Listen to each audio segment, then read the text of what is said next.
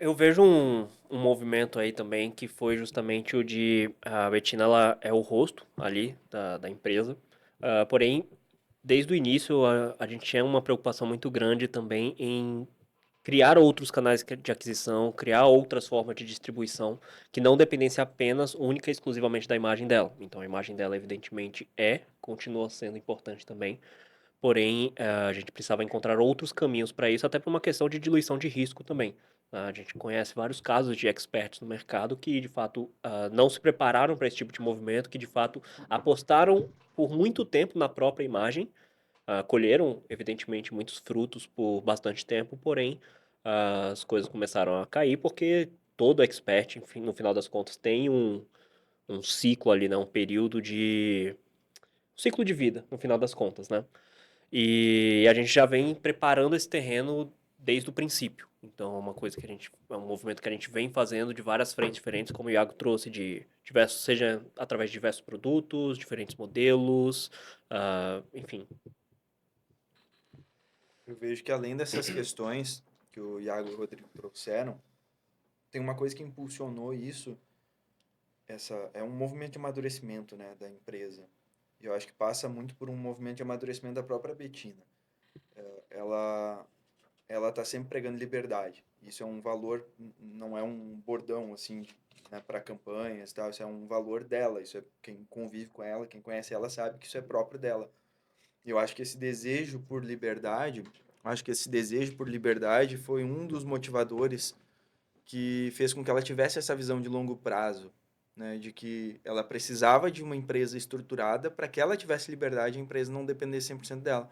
Isso até é uma coisa que eu acho que acontece muito do avesso no mercado, que é às vezes, não sei se por insegurança ou por falta dessa visão de longo prazo, mas muitas vezes parece que a pessoa ela quer que a empresa dependa 100% dela, só que ela fica presa naquela... Eu acho que, na verdade, a pessoa associa muito ter funcionários ou ter uma estrutura complexa com não ter liberdade, quando na verdade é o contrário, né? É. Então isso é muito uma crença muito natural. Então a pessoa pensa, pô, eu prefiro trabalhar enxuto do que estruturar a empresa porque é dor de cabeça. Ah, ter funcionário é dor de cabeça, ter uma estrutura mais complexa é dor de cabeça, quando na verdade é o contrário, né? Então, a partir do momento que eu tenho um negócio enxuto, eu preciso tomar todas as decisões, eu preciso estar cuidando desde o estratégico até o operacional e, naturalmente, eu não consigo me desvencilhar daquilo, né? A partir do momento que eu tenho uma estrutura mais profissional no sentido de pessoas, as pessoas certas, os lugares certos, processos, calendário, organização, né? Tecnologia, orçamento, enfim, tudo isso traz uma segurança maior para o dono, né? No sentido de que ele sabe de onde vai vir cada receita, ele sabe quais são os custos dentro daquela estrutura e dessa forma traz a liberdade real. Então as pessoas ficam presas num limbo no sentido de, beleza, eu faço meu dinheiro, só que eu tenho medo de profissionalizar, então crescem menos do que poderiam e ficam num risco maior, porque ela é a própria fonte, né? Então, naturalmente, se é uma pessoa, se o negócio depende de uma única pessoa para funcionar, ele é frágil, né? Princípio de economia, né? Princípio de diversificação. Exato. E na prática, vamos falar para o pessoal que está ouvindo, na prática, o que, que mudou entre BR Marketing e Grupo Libertas? Você falou de estrutura, processo. Fala um pouquinho para a gente o que, que tem hoje no Grupo Libertas que não tinha na BR. Então, hoje a gente tem uma operação que ela funciona 24/7, então não é só em períodos de lançamento, né? Então, todos os dias do ano a gente tem operação acontecendo, então a gente está dando suporte para alunos 24 horas por dia, a gente está sempre com campanhas rodando, né? Então, tanto funis para tráfego frio, né, que a gente roda, por exemplo, eles vendem todo dia, a gente tem nosso funil, nosso produto ZD, que é o nosso carro-chefe, ele vendia só em épocas de lançamento, a gente vende ele todo dia, então inclusive finais de semana, dias de semana. Então, hoje a gente tem uma estrutura mais robusta nesse sentido também, então de governança, né, no sentido de a gente tem nosso financeiro, a gente tem nosso RH, então a gente tem ações voltadas ao time internamente. Quando a gente estava no final de 2023, a empresa tinha em torno de 10, 13 pessoas mais ou menos. Hoje a gente está com mais de 50 pessoas, então a gente tem uma estrutura muito mais robusta, né? Naturalmente, isso nos traz muito mais capacidade, mais potência, né? No sentido que a gente pode fazer muito mais. Então, naturalmente, a gente tem mais produtos rodando, a gente tem aí o grupo de tração, que é o nosso produto high ticket, onde a gente tem a entrega junto com os nossos gestores, né? Inclusive, vocês três são especialistas que entregam lá dentro do grupo de tração, além de fazer o trabalho interno dentro do grupo Libertas. Então, naturalmente, a gente tem uma estrutura muito mais robusta. A gente tem sócios, né, e também empresas outros experts são de outros nichos que são nossos sócios dentro do Beyond Club, que é um programa interno nosso. Além disso, a gente tem a nossa loja de produtos, né? Então, a gente está num processo de reformulação agora, mas a BR Store. Então, hoje ela vai mudar de nome, a gente vai fazer um relançamento aí, mas também a gente tem uma linha de produtos físicos. A gente também já fez lançamentos de outros experts, então a gente tem linha de consultoria também, né, individualizada. Então, isso nos traz uma diversificação de receita muito maior e uma capacidade de geração de valor para os nossos clientes muito maior também. Então, além do ZD, que continua sendo o nosso produto carro-chefe, a gente tem outros produtos que cada dia que passa representam mais o nosso faturamento, diluindo o nosso risco em relação a um produto só e a um único canal de aquisição. Da mesma forma, a gente está começando a desenvolver outros canais de aquisição, né, que tem tráfego para público frio, a gente está desenvolvendo YouTube, TikTok, outras linhas de alcançar mais públicos para que a gente dilua também o risco de ter um canal de aquisição muito forte, que no nosso caso é o Instagram, né? Então, todo um processo que ele começou há mais de um ano, mas ele é um processo que, à medida que o tempo vai passando, mais frutos a gente vai colhendo, porque é um processo bem a longo prazo também, né? Outro ponto que a gente vem olhando recentemente é a construção de marca, né? Eu acho que daí o Rodrigo pode falar um pouco sobre a importância disso também. Com relação a isso, é um ponto que a gente já vem, como eu falei antes até, a gente já veio percebendo isso, né? Todo expert, ele tem ali, de fato, um ciclo de vida que é natural. Então, a partir do momento em que eu deixo de alcançar pessoas novas, a partir do momento em que eu começo a nichar extremamente, né?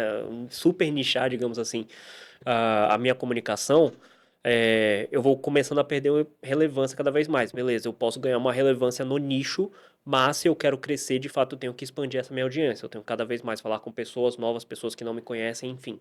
E aí, em paralelo a isso, eu também tenho que justamente diversificar essa questão desses ativos de marca. Se eu tenho, por exemplo, só um rosto ali, que no caso é a Betina, eu assumo um risco grande no sentido de toda vez que eu tentar vender sem usar o rosto dela, vai ser mais difícil, vai ser mais complicado, vai ser mais, enfim. A gente poderia dizer, então, que fazer esse podcast é uma maneira da gente começar a diversificar também? Pode-se dizer que sim. A gente está trazendo outros rostos aqui, né?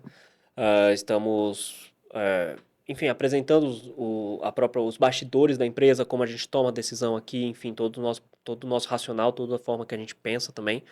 Então, tudo isso é uma forma de fato, diluir, digamos assim, o risco de ter toda a empresa baseada em um único rosto. Então, eu posso ter um rosto como um ativo de marca, porém eu não posso depender dele. Então, até parcerias com outros experts, tendo sócios ali no Beyond, os próprios especialistas da empresa, a própria liderança, os próprios, como é que fala? Fugiu a palavra. Profissionais? Os próprios profissionais. Tudo isso vem fazendo parte desse movimento. Então, basicamente isso. O mais legal é e aí reforça o que o Arthur falou no começo, né? Então, a questão da liberdade para a Betina é um valor muito forte, né?